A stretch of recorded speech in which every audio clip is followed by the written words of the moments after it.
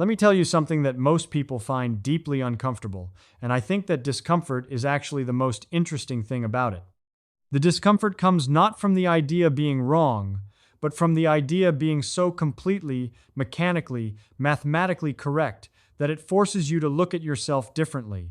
And I love that. Because physics does not care about your comfort. Physics just describes what is actually happening, and what is actually happening to you right now, at this very moment, is extraordinary. You are not a thing, you are a process. And that distinction, that single shift in how you frame what you are, changes everything about how you understand what it means to be alive, and what it means for that aliveness to end. Start with fire. Look at a candle flame. Really look at it. You might be tempted to think the flame is a physical object sitting on top of the wick, but it is not an object at all. It is a chemical reaction happening in real time. It is carbon and hydrogen atoms from the wax meeting oxygen atoms from the air, releasing photons and heat as they bond into carbon dioxide and water vapor. The flame has no fixed atoms inside it. The atoms that made the flame 1 second ago are already floating away into the room. What you see as a stable, glowing shape is actually a continuous river of matter flowing through a temporary configuration. When you blow the candle out, you do not send the flame anywhere. You simply remove the conditions that allowed the chemical process to occur.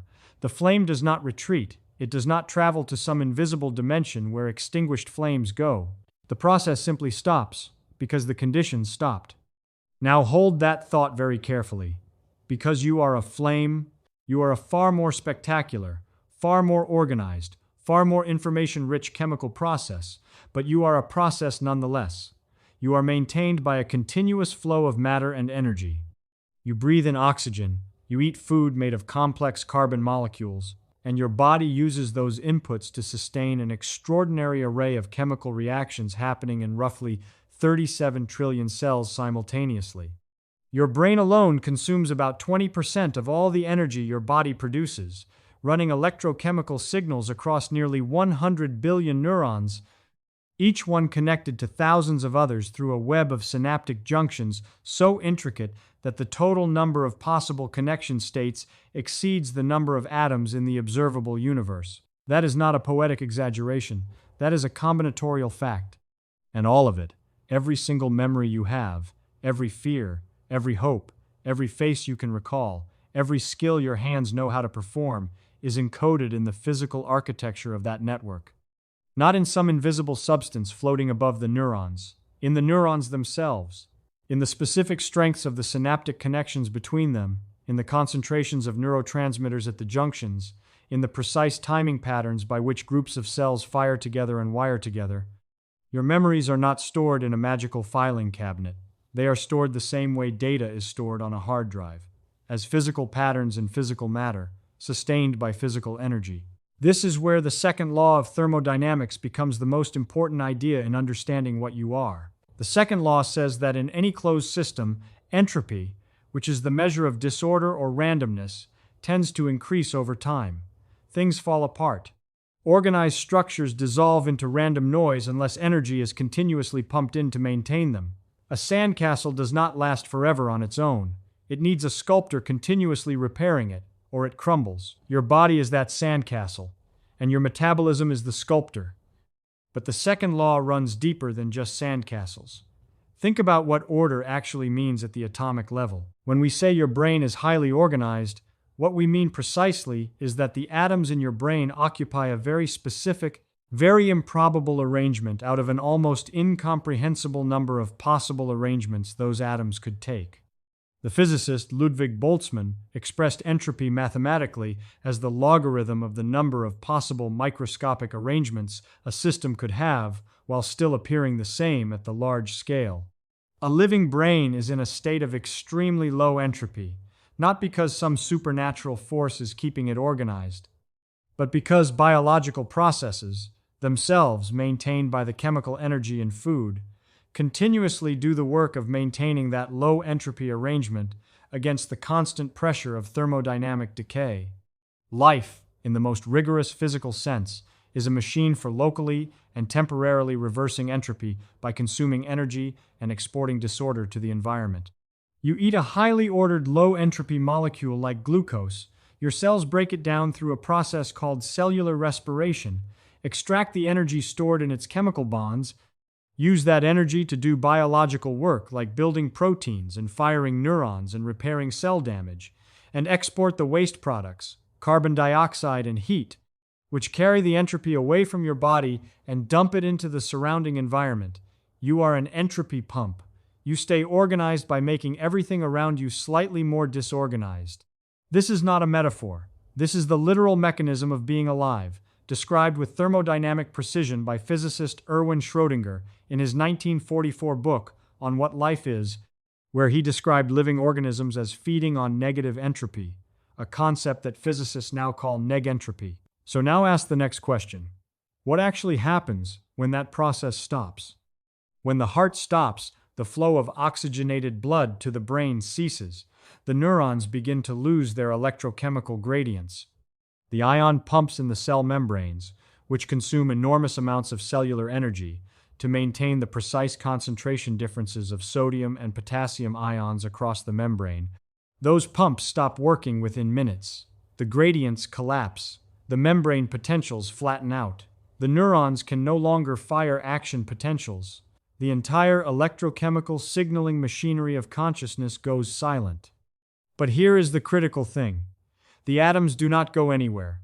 Not a single proton, neutron, or electron is destroyed. The conservation laws of physics are absolute. Conservation of mass energy is one of the most rigorously tested principles in all of science.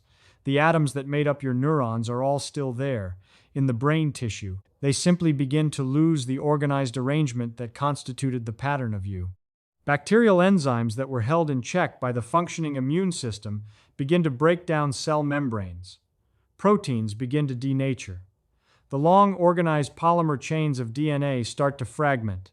Over days and weeks, the physical structure of the brain, that extraordinarily complex low-entropy information storage medium, dissolves into a much higher entropy collection of simpler molecules. Those molecules are absorbed into the soil, taken up by plants, eaten by animals, incorporated into new biological structures. The atoms of your brain will become parts of trees, bacteria, insects, rain, ocean water, and eventually other human beings. The atoms themselves are immortal. The specific pattern they formed is not. This is the sandcastle. The wave comes. Every single grain of sand is still on the beach. Nothing was destroyed, but the bridges and the towers are gone. The information of that particular organized structure has been scattered into the thermal noise of the environment, where it is, for all practical purposes, irretrievably mixed in with the random chaos of everything else. Now, someone always asks at this point, but what about the information? Even if the atoms scatter, does the information of who you were survive somewhere in the universe? And this is where it gets genuinely fascinating and subtle. There is a principle in quantum mechanics, connected to the work of Stephen Hawking and later refined by many physicists, that says quantum information is conserved. It cannot be created or destroyed. Every quantum state, every precise superposition, every entanglement is in principle encoded in the quantum state of the entire universe and cannot be erased. This is called unitarity, and it is one of the foundational assumptions of quantum mechanics.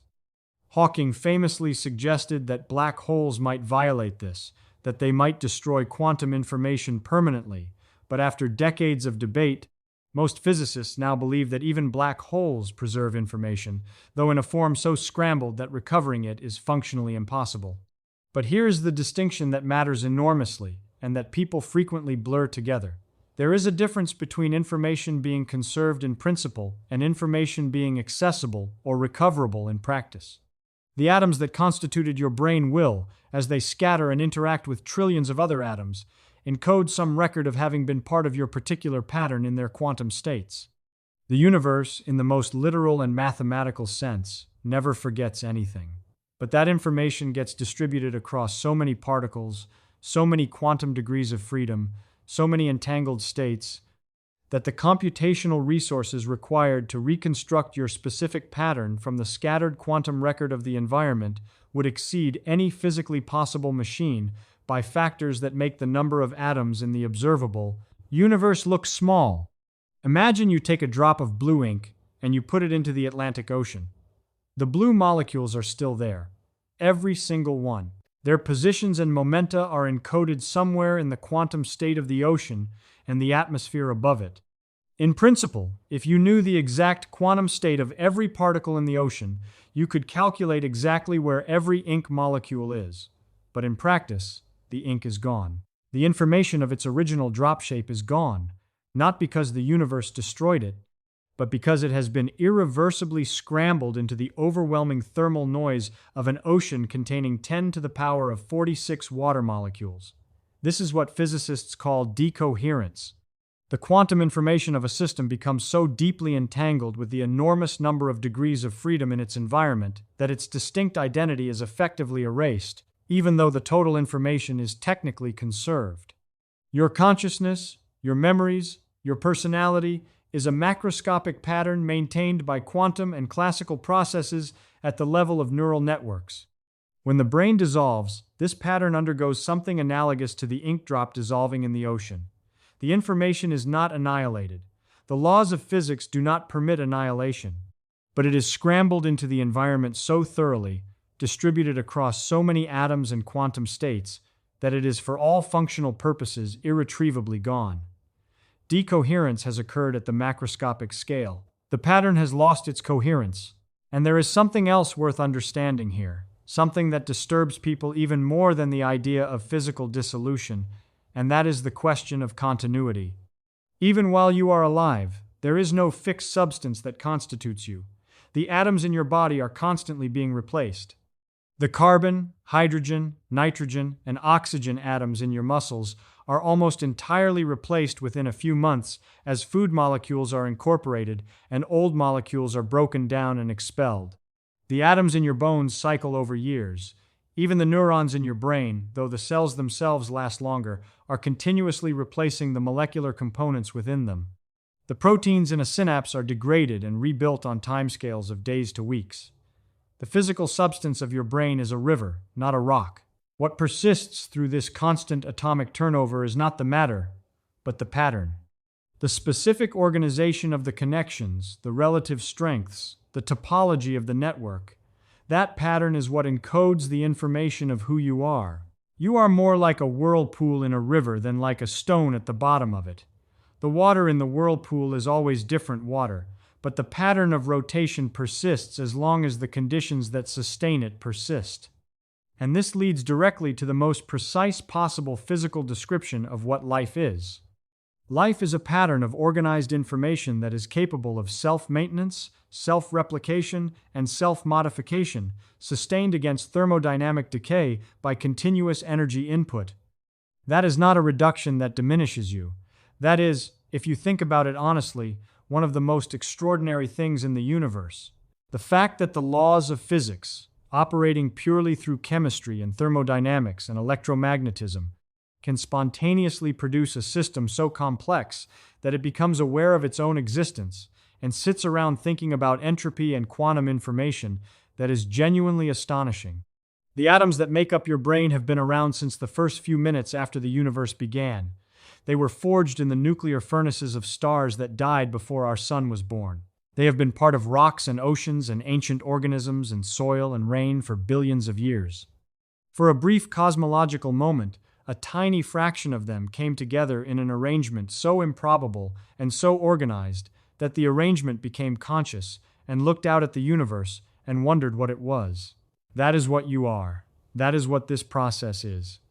And when the process stops, those atoms continue their 4 billion-year journey through the material universe, through different bodies and different chemical forms and different planets, carrying in their quantum states the faint and scrambled record of having been briefly, spectacularly organized into the pattern that was you.